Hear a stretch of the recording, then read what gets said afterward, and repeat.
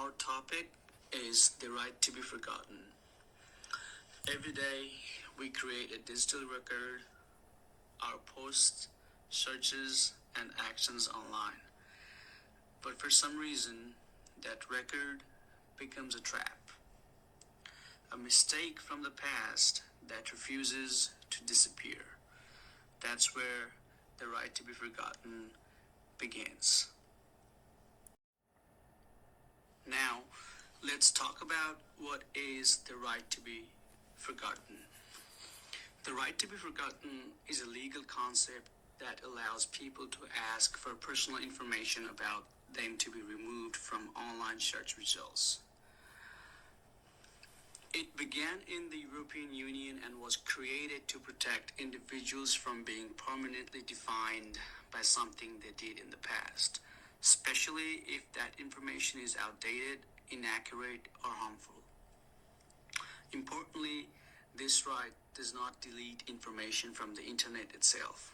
The content may still exist on the original websites, but search engines like Google would no longer show it when someone searches for your name. The idea is simple. If something no longer reflects who you are and it's not in the public interest, you should not have a say in whether it continues to follow you or not. Imagine being constantly judged by one embarrassing article or an old photo from years ago. For many, the internet never forgets, and that can be deeply unfair. In today's world, where employers, colleges, and even strangers use search engines to look you up, this right gives people a way to control their online identity. It protects digital dignity and offers people the freedom to grow without being haunted by the past. In a way, it lets people, that's who I was, this is who I am now.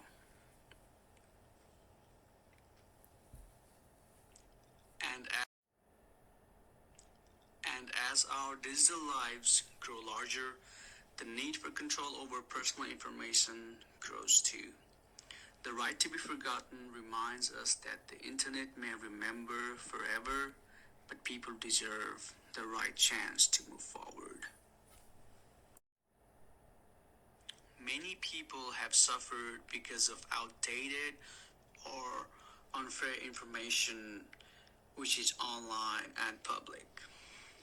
Let's say, for example, a teenager's mugshot was posted online from a dismissed charge or a mistake made years ago, which is still visible to employers, strangers, or anyone who have access to the internet and electronic devices. It's even easier in today's world because everyone have access to the electronic devices and the internet itself. User's perspective, for some, this digital shadow has cost them jobs, housing, and even peace of mind. The right to be forgotten allows them to reclaim their story and change the information. In 2014, the European Court of Justice made history. A man named called Mario Costeja asked Google to remove links about his old debts and information which was public at the time. However, the court ruled in his favor, recognizing that people deserves a way to remove unfair digital baggage. This ruling led to Google receiving thousands of similar requests from customers all across the world and began a global conversation about digital rights. Additionally, more than a court case, it marked the beginning of the global conversation about what privacy means in the digital age and who gets to control your story. This is is not just a European issue.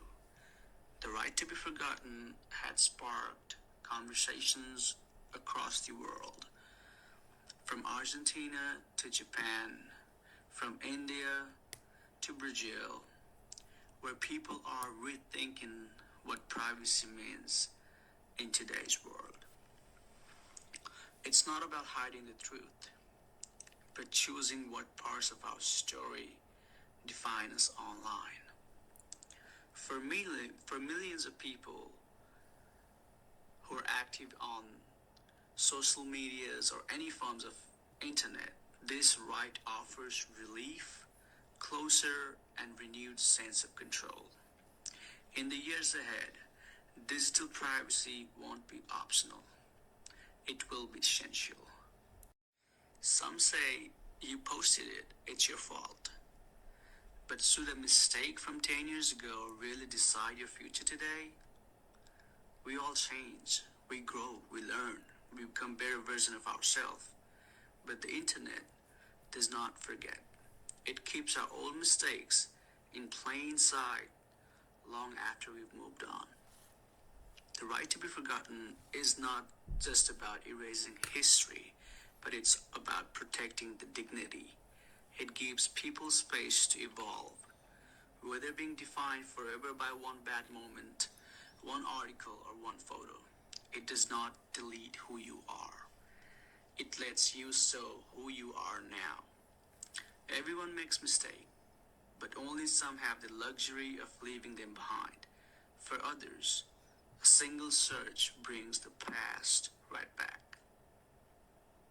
That's why this right matters. It's not about hiding the truth. It's about giving people a second chance, not just offline, but online as well. Because in a digital world, dignity should be a right, not a reward, and everyone deserves the chance to move forward without their past holding them back.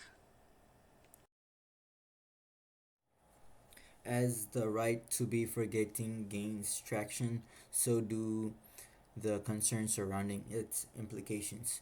Critics warn that the removal of search results, while protecting individual privacy, may come at the cost of free expression and the public's right to know. When privacy and public interest collide, it raises difficult questions. Who gets to decide what information we are allowed to access or forget? In shaping our digital memory, who controls what we are allowed to remember? This right, while rooted in good intention, also carries the risk of abuse. There is growing concern that individual might exploit it to conceal legitimate information, hiding past crimes, scandals, or unethical behaviors, not out of a desire for justice or redemption, but simply to preserve a clean public image. When too much is erased from the internet, we risk losing access to important truths. If the digital world forgets too easily, accountability fades and the truth becomes harder to uncover. Journalists depend heavily on online records and accessible archives to investigate stories and report the truth. These digital footprints are essential tools in holding the powerful accountable and bringing important issue to light. But if past news articles, public records, or controversial events are hidden or erased, journalist investigation face greater obstacle. The disappearance of such information doesn't just hinder reporting, it allows truth to fade quietly unnoticed. And when truth becomes harder to reach, the very foundation of democracy begins to weaken. Should Google have the authority to decide what's forgotten and what remains? Should the power lie with governments instead? These are not just simple questions. As we continue to erase more from the digital record, we increasingly rely on a smaller number of powerful gatekeepers to determine which memories are preserved and which are lost. This growing dependence raises serious concerns about bias, influence, and control. When truth becomes selective, shaped by algorithms or politicals agenda, we risk losing a shared understanding of history and with it the ability to hold power to account. We all seek safety from lies, from public shame, from the relentless permanence of the internet. The right to be forgotten can offer relief and dignity to those unfairly judged or forever tied to be their past. But in our efforts to shield individual, we must also safeguard something greater, the truth. While forgetting might offer peace to one person, remembering can serve the greater good. It can protect communities, uphold justice, and ensure that mistake, abuse, or wrongdoings are not repeated. In balancing privacy with memory, we must be careful not to lose sight of the value of truth, even when it's uncomfortable.